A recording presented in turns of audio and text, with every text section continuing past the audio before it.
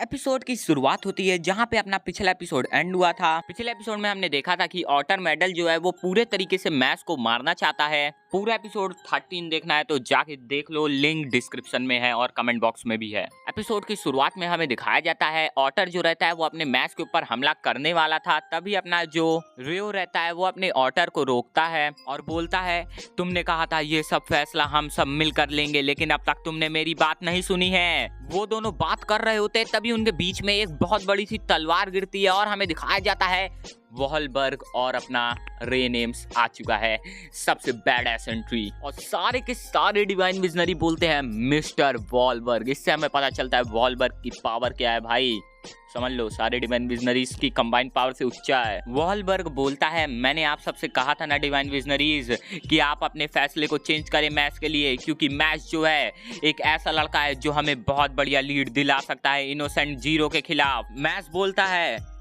क्या हेडमास्टर कोई इम्पोर्टेंट इंसान है? रियो बोलता है हाँ मैस। वॉलबर्ग जो है वो अपनी जवानी में खुद एक डिवाइन विजनरी रह चुके हैं और वो एक ऐसे अकेले इंसान है जिसने अपनी जवानी में इनोसेंट जीरो को कड़ी टक्कर दी थी, मतलब इनोसेंट जीरो को बराबर टक्कर दी थी एकदम। वो सारे मैजिक यूजर्स के लिए एक सिग्मा के समान है। चाहे मैं दुनिया का सबसे ताकतवर मैजिक यूजर क्यों ना बन जाऊं, तब भी मैं उनकी रिस्पेक्ट करूंगा, इसलिए मैं जब वो कुछ बोले तो उनकी बात को सुना करो। लेकिन हम जानते हैं मैच जो है उल्टा उनको पेलने की बात करता रहता है। मुझे माफ़ कर देना गाइस अगर मैंने आपको बीच में डिस्टर्ब करा हो, लेकिन ये एक बहुत बड़ी रिक्वेस्ट है। मैं आप सबसे बोलना चाहता हूँ प्लीज़ गाइस आप मेरे main channel unknown gamer 100K को जाके सब्सक्राइब कर लो। उस पर बहुत ज़्यादा सपोर्ट की ज़रूरत है आप सबके। प्लीज़ जाके उसको सब्सक्राइब कर लो, क्योंकि समर में जितने भी आने वाले एनिमे होंगे मैं उसी चैनल पर डालने वाला हूँ। तो गाइस यार बस इतना ही बोलना चाहता था, बाकी अब आप वीडियो को एंजॉय करो। ऑटर बोलता है मैं आपकी पोजीशन को समझता हूँ मिस्टर वॉलबर्ग, लेकिन मैं ऐसा नहीं कर सकता। हमारे भी कुछ रूल्स और रेगुलेशंस हैं और मैं उन रूल्स और रेगुलेशंस को किसी भी इंसान के लिए चेंज होते नहीं देख सकता। रूल्स तो रूल्स हैं। तभी मिस्टर वॉलबर्ग बहुत ज्यादा शॉकिंग चीज कर देते हैं, मेरे को भी नहीं लगा था ऐसा वो करने वाले हैं। मिस्टर वॉलबर्ग अपनी टोपी उतारते हैं और अपना सर झुकाते हैं। यस, सारे डिवाइन विजनरीज ये सब देख के चौंक चुके थे, इवन ऑटर मेडल हाँ वो भी चौंक चुका था। वॉलबर्ग बोलता है मैं जानता हूँ उसके अंदर कमियां भी होंगी, वो कोई स्टूडेंट भी नहीं है, लेकिन फिर भी उसके पास एक भगवान का दिया गया गिफ्ट है, वो है पावर। हमें इस रूल को चेंज करना पड़ेगा। नॉन मैजिक यूजर्स को इंफीरियर स्पीसीज के तरह ट्रीट करना ये भी हमें बंद करना पड़ेगा। मुझे इससे दिक्कत है, चाहे ये कितने सालों से चलता आ रहा हो, जो गलत था सो गलत है और मुझे विश्वास है मैस ऐसा लड़का है जो इस रूल को चेंज कर सकता है। इसलिए मैं आप सबसे कहना चाहता हूँ आप लोग अपने सेंटेंस को चेंज कर लीजिए, मतलब अपने फैसले को चेंज कर लीजिए। ऑटर बोलता है मिस्टर वॉलबर्ग मैं आपकी पोजीशन की रिस्पेक्ट करता हूँ, लेकिन मैं ऐसा नहीं कर सकता। तभी अपना रे नेम्स जो रहता है वो भाई घुटनों के बल बैठ जाता है और बोलता है मैं भी मिस्टर वॉलबर्ग को सपोर्ट करता हूँ और मैं भी ऐसा ही चाहता हूँ। भाई ये सीन बहुत ज़्यादा मतलब इमोशनल कर रहा है मेरे को, मतलब पता नहीं चल रहा कि क्यों इमोशनल कर रहा है मेरे को। लेकिन भाई यार कसम से बता रहा हूँ एनीमे जो है ना उसमें भाई यार बहुत जल्दी बढ़ा दे रहे हैं। मांगा में भाई यार एक चीज़ को डिटेल में बताया गया और एनीमे में भाई बहुत तेज़ी से भगा रहे हैं कसम से, इसीलिए मैं एनीमे नहीं देख रहा, मांगा पढ़ रहा हूँ। हमें दिखाया जाता है कुछ डिवाइन विजनरीज जो थे इस फैसले से सहमत होते हैं, कुछ जो होते हैं वो ना सहमत होते हैं और कुछ थे जिनको घंटा कुछ फर्क ही नहीं पड़ रहा था। ऑटर बोलता है आप लोग अपने इमोशंस की वजह से एक बहुत गलत फैसला लेने वाले हैं। ब्लेस बोलता है मैं भी आपके फैसले से सहमत हूँ, जो मैजिक का इस्तेमाल नहीं कर सकते, जिनके पास देवता का दिया गया तोहफा ना हो, वो हमसे बहुत नीचे आते हैं। लेकिन आज उसी में से एक लैक मैजिक ने मेरी जान बचाई है, मैं इस एहसान को नहीं भूलूंगा। मैं भी आप सबसे गुजारिश करता हूँ कि आप अपने फैसले को चेंज कर लीजिए, बदले में आप मुझे सजा दे दीजिए लेकिन मैच को छोड़ दीजिए। तभी ऑटर बोलता है ठीक है, लेकिन एक शर्त है, हम उसके ऊपर नजर रखेंगे हर समय कि वो हमारे काम आ रहा है कि नहीं इनोसेंट जीरो के खिलाफ, और साथ ही साथ उसको इस साल का डिवाइन विजनरी बनना पड़ेगा। अगर वो डिवाइन विजनरी नहीं बन पाता तो उसे मरना होगा। तभी हमें मैच दिखाया जाता है जो बोलता है मैं समझ गया, हेडमास्टर की विश और अपने पापा के साथ एक आम जिंदगी जीने के लिए मैं कुछ भी करूंगा। मैं इनोसेंट जीरो को बहुत बुरे तरीके से पेलने वाला हूँ।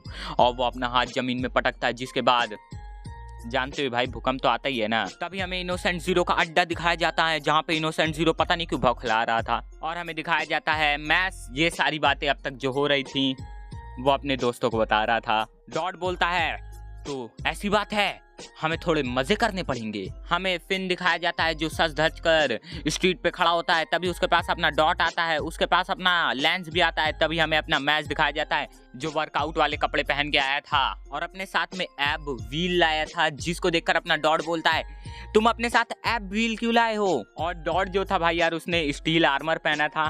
तभी अपना फिन लेंस को देखता है और बोलता है लेंस ने तो सही कपड़े पहने हैं। तभी लेंस जो रहता है वो अपना कोट खोलता है, हमें दिखाया जाता है लेंस ने अपनी बहन की फोटो छपवा रखी थी। फिन बोलता है क्रिंज। हमें दिखाया जाता है मैच के दोस्त लोग मिलकर बहुत सारे गेम्स खेलते हैं। तभी हमें अपना डॉट दिखाया जाता है जो सभी को बताता है कि आसपास यहीं पे एक वैंड की शॉप है। तभी अपना लेंस बोलता है मैंने सुना है डिवाइन विजनरी एग्जाम बहुत जल्दी होने वाला है और डिवाइन विजनरी एग्जाम की रिक्वायरमेंट्स जो हैं उनको घटा दिया गया है इनोसेंट जीरो के वजह से, इसलिए जितने भी कॉइन्स है हमारे पास इस टाइम उसके वजह से हम लोग डिवाइन विजनरी एग्जाम में पार्टिसिपेट कर सकते हैं। मैं चाहे तुम मैजिक इस्तेमाल ना कर पाते हो लेकिन कंपटीशन के अंदर मैं तुम्हारे साथ नरमी से पेश नहीं आऊंगा। हमें दिखाया जाता है वो लोग वैंड की दुकान पे पहुंच जाते हैं। फिन जो रहता है वो एक सिंपल सी वैंड चुनता है। तभी स्टोर का मालिक बोलता है अगर मैजिक यूजर के पास वैसी वैंड हो जिसको वो अच्छे से इस्तेमाल कर पाए तो वो मैजिक यूजर और भी ज्यादा पावरफुल हो जाता है। लेंस जो रहता है वो भी अपने लिए एक वैंड को चुनता है। स्टोर का मालिक बोलता है एक डबल लाइनर के हिसाब से ये वैंड काफी अच्छी है। डॉट जो रहता है वो बोलता है मैं जेलस फील नहीं कर रहा हूँ, मैं जेलस फील नहीं कर रहा हूँ। तभी मैक्स को भी एक वैंड पसंद आती है। उस स्टोर का मालिक बताता है कि इस वैंड को पिछले 1000 साल में कोई हिला तक नहीं पाया। जिसके बाद फिन और डॉट बोलते हैं उसको चैलेंज मत दो, वो उठा लेगा उसको। जिसके बाद स्टोर का मालिक बोलता है तुम कहना क्या चाहते हो। तब तक मैक्स जो रहता है वो बड़े आराम से उस वैंड को अपनी 2 उंगलियों से उठा लेता है, जिसको देख के स्टोर का मालिक पगला जाता है और बोलता है ये वैंड तुम्हारी, जाओ लेके जाओ, ये जाओ लेके ले आओ। हमें बताया जाता है लेंस ने एक भी वैंड नहीं खरीदी और वो लोग बाहर आ चुके थे स्टोर के। तभी उन लोगों के पास लेमन आ जाती है और टॉम भी उन लोगों के पास आ जाता है। हमें दिखाया जाता है वो सब लोग मिलकर बहुत सारे मजे करते हैं, बहुत सारी शॉपिंग करते हैं, घूमते हैं, फिरते हैं, खाना पीना करते हैं एक साथ बैठकर, और आखिरी में वो लोग थक चुके थे। जिसके बाद मैच बोलता है चलो फिर किसी दिन यहाँ पे घूमने आते हैं। सब लोग मैच को देखते हैं और बोलते हैं हाँ, और अपना लेंस जो रहता है वो बोलता है अन्ना भी आएगी, और अपना टॉम जानते हो क्या बोल रहा होगा, बम्बू बम्बू। हमें अगले दिन का सीन दिखाया जाता है जहाँ पास अपना मैस अपने लेंस के साथ मिलकर कॉइन्स को गिन रहा था। लेंस बोलता है हमारे पास तो उतने ही कॉइन है जितनों की हमें जरूरत थी। तभी अपना मैस बोलता है समय हो चुका है। अगले सीन में हमें अपना मैस दिखाया जाता है जो अपने रेन एम से बोल रहा था मुझे घर जाना है। रेन बोलता है क्या तुम सच बोल रहे हो। अपना मैस बोलता है हाँ मुझे घर जाना है। तभी सीन शिफ्ट होता है, हमें अपना ऑटर दिखाया जाता है जो एक बंदे से बोल रहा होता है एक लड़का है जो बिना मैजिक के पैदा हुआ है, फिर भी वो डिवाइन विजनरी बनना चाहता है। हेडमास्टर भी उसको सपोर्ट कर रहे हैं, लेकिन मैं नहीं चाहता कि वो डिवाइन विजनरी बने, मैं नहीं चाहता कि रूल्स का उल्लंघन हो। तभी जो सामने बैठा रहता है अपने ऑटर के बंदा, वो बोलता है मुझे इससे लेना देना क्या है, मुझे करना क्या है, मुझे सीधा बताओ। ऑटर बोलता है ये कैसा बंदा है, ये डिवाइन विजनरी एग्जाम में कैसे नहीं पार्टिसिपेट कर पाया। ये लड़का है मार्गरेट मैक्रॉन, ऑर्काडोम का सबसे ताकतवर लड़का। मार्गरेट बोलता है और टी तुम मेरे पास आए हो, कोई सीरियस चीज लेके आनी चाहिए थी, तुम्हें पता है ना मुझे बकवास चीजें नहीं पसंद, मुझे बस चिंता है एक चीज की, वो है सिर्फ और सिर्फ रस। ऑल्टर बोलता है तुम उसे कमजोर मत समझो क्योंकि उसने लैंगडॉम के सबसे ताकतवर लड़के एबल को हराया है। मार्गरेट बोलता है अच्छा वही लड़का ना, जब मैं यहाँ नहीं था उसने बहुत सारे कॉइन्स इकट्ठा किए थे अलग अलग डॉम से, मेरे ना होते हुए उसने ऐसा कर दिखाया, लेकिन कॉइन्स इकट्ठा करने से किसी की ताकत थोड़ी ना पता चल सकती है। अपना ऑल्टर बोलता है उसने ये सब बिना मैजिक के किया है। मार्गरेट चौंक जाता है क्या? ऑटर बोलता है मार्गरेट तुमको जो करना है वो करो, मैं सब कुछ संभाल लूंगा। सीन शिफ्ट होता है, हमें अपना मार्गरेट दिखाया जाता है जो एक पियानो के सामने बैठ जाता है और बहुत जोरों शोरों से पियानो बजाने लगता है और बोलता है या अल्लाह भगवाला कुन फक्त छप्पन भोगड़ामन, उल्टी सीधे गाने गाने लगता है। और जो उसके साथ दो बंदे थे भाई वो भी डर जाते, उनकी भी फट जाती है, बोलते हैं भूत लग रहा है साला ये तो। सीन शिफ्ट होता है, हमें अपना मैच दिखाया जाता है जिससे उसके पापा चपक रहे होते हैं। भाई पोजीशन बहुत गंदी है, छी साला बाप बेटे के रिश्ते को मैंने इतना गंदा नजरिए से देख लिया, बाप रे। ब्रैड अपने मैच से पूछता है मैच तुम्हारी मैजिक एकेडमी का एक्सपीरियंस कैसा चल रहा है? मैच बोला है एकदम बढ़िया चिकचा। तभी मैच बोलता है मेरे पास कुछ समय था तो इसलिए मैंने सोचा चलो पापा से मिलाते हैं, अपने घर चलते हैं। अपना रेगरो बोलता है मैच मैं बहुत खुश हूँ, तुम ठीक हो? तभी वहाँ पे अपने मैच के दोस्त आ जाते हैं जिनको देख के रेगरो बोलता है क्या क्या मेरे बच्चे के दोस्त हैं, ये मेरे बच्चे के दोस्त हैं? मुझे विश्वास नहीं हो रहा, मेरे बच्चे ने दोस्त बनाए हैं।